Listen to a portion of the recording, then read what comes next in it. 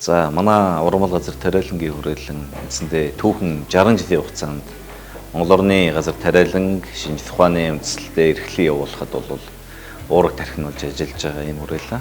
Тэгэхээр бид нэг талаараа бол ургамлаа судалдаг. Нөгөө талдаа тухайн таримлыг яаж тариалах уу, яаж арчлах уу, буцаагаад хураалтын дараах технологийн судалгаануудыг бол бид гүйцэтгэдэг. Манай хүрээлэн үндсэндээ эрдэм шинжилгээ судалгаа үйлдвэрлэл инновац гэсэн хоёр чиглэлээр бол үйл ажиллагаа явуулж байгаа. Шинжлэх ухааныхаа гарсан үр дүнг үйлдвэрлэл рүү хурдцтай нэвтрүүлэх энэ алхмыг экстеншны үүргийг бас давхар гүйцэтгээд ингэ явж байгаа. Энэ инновацийн үйл ажиллагаанууд нэлээд дэвчиж ажиллаж байна. Үүний нэг жишээ бол бид бас хэд хэдэн гарааны компаниудыг байгуулж судлаачдын ачааллыг багасгах байдлаар хувийн хвшлүүдтэй түншлэн ингэж ажиллаж байгаа.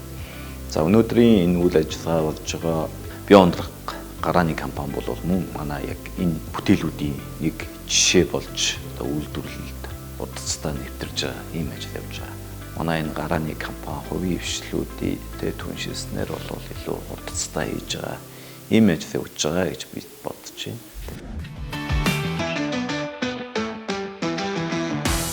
Шинжлэх ухаанд суурилсан инновацийн бүтээгдэхүүн